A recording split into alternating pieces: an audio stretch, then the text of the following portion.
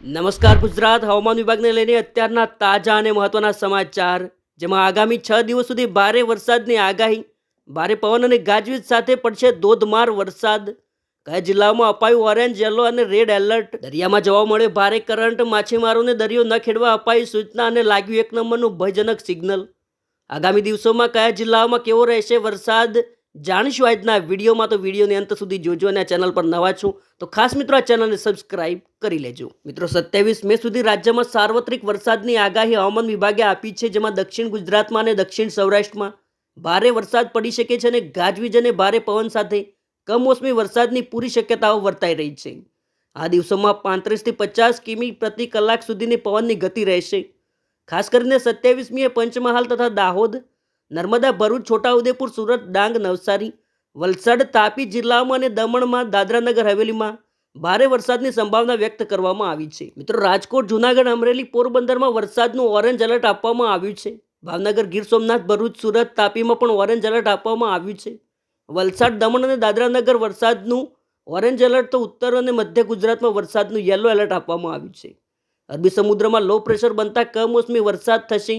આગામી 24 કલાકમાં આ સિસ્ટમ ડિપ્રેશનમાં પરિવર્તિત થશે અને માછીમારોને પણ આગામી 5 દિવસ સુધી દરિયો ન ખેડવાની સૂચના આપવામાં આવી છે. મિત્રો હાલમાં મહારાષ્ટ્રના રત્નાગિરી આસપાસ ડિપ્રેશન સક્રિય છે અને આ ડિપ્રેશનને કારણે રત્નાગિરી, કોંકણ અને દક્ષિણ મહારાષ્ટ્રમાં અતિ ભારે વરસાદ વરસી શકે છે. આ સિસ્ટમ આગળ વધતા મુંબઈ અને દક્ષિણ ગુજરાતમાં પણ ભારે વરસાદની શક્યતાઓ વ્યક્ત કરાઈ છે.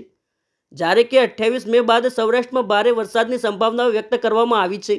ત્યારે સૌરાષ્ટ્ર અને દક્ષિણ ગુજરાતના દરિયાકાંઠે વરસાદી ઝાપટા પડી શકે છે અને સમુદ્રમાં કરંટ પણ જોવા મળશે અને દરિયો ભારે તોફાની બનશે.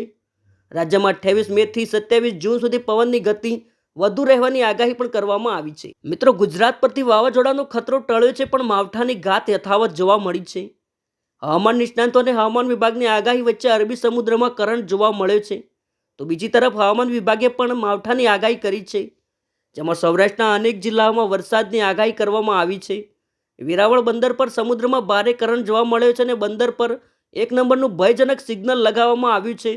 સમુદ્રમાં ઊંચા મોજા ઉછળતા પણ જોવા મળ્યા છે, તો સાવચેતીના ભાગરૂપે માછીમારોને પણ પરત બોલાવી લેવામાં આવ્યા છે.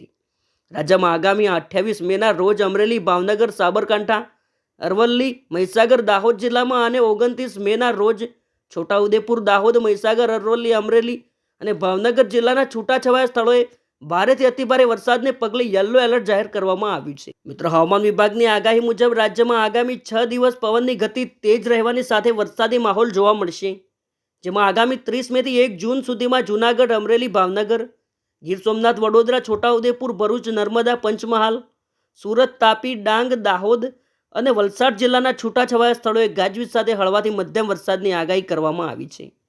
આ દરમિયાન રાજ્યભરમાં 40 થી 50 કિલોમીટરની ઝડપે પવન ફૂંકાવાની પણ શક્યતાઓ રહેલી છે.